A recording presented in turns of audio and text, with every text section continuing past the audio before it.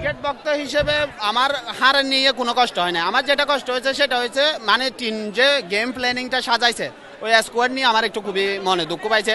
যেভাবে সাজানো উচিত ছিল আমরা যেভাবে ভাবছি সেভাবে হয় না এটা নিয়ে আর কি। না এটা কখনোই প্রত্যাশা ছিল না, কারণ বর্তমান ওয়েস্ট ইন্ডিজের অবস্থা এতটাই বাজে।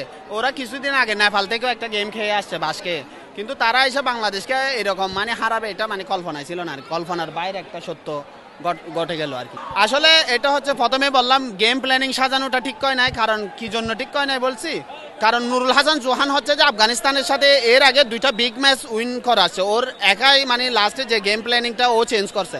কিন্তু এখানে আইসা হচ্ছে যে ওকে একটা ম্যাচ খারাপ করার পর বসাইতে পারতো শামীম হোসেনকে, শামীমকে, সুইংগাম জাগিরকে আনতে পারতো, কিন্তু তারা সরাসরি নুরুল হাসান চৌহানকে বসাইছে। এটা আমার প্রশ্ন, তারা কেন নুরুল হাসান চৌহানকে বসাইছে, সুইংগাম জাগিরকে দলে ইনভলভ করছে? না বাংলাদেশ আজকে না, বাংলাদেশ আমার মনে হয় যে জন্মের পর থেকেই হচ্ছে যে বোলিং ইউনিটটা ভালো থাকে কিন্তু ব্যাটিং ইউনিটটা খারাপ হয়। এটার আমি আসলে কারণ খুঁজে পাই না।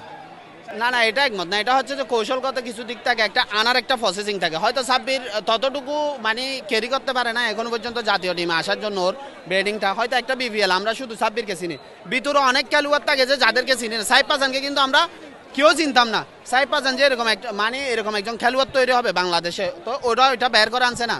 হয়তো সাব্বির যদি সুযোগ থাকে সামনে ভালো করে আসবে, এর থেকে ভালো কেউ থাকলে তাকে নিয়ে আসবে। হ্যাঁ, তামিম ইকবালকে অবশ্যই মিস করি, বাকিদেরকে মিস করি। মাশরাফি ভাই অনেক ভালো ছিল, বাকিরা সবাই ভালো ছিল, কিন্তু সাকিব আল হাসান হচ্ছে যে শুধু দলের জন্য না, ও হচ্ছে নিজের জন্য করে গেছে এবং দেশ বিরোধী শক্তি হিসেবে সে আমাদের মানে হৃদয়ে থেকে যাবে, ভালোবাসার প্রতীক হিসেবে না।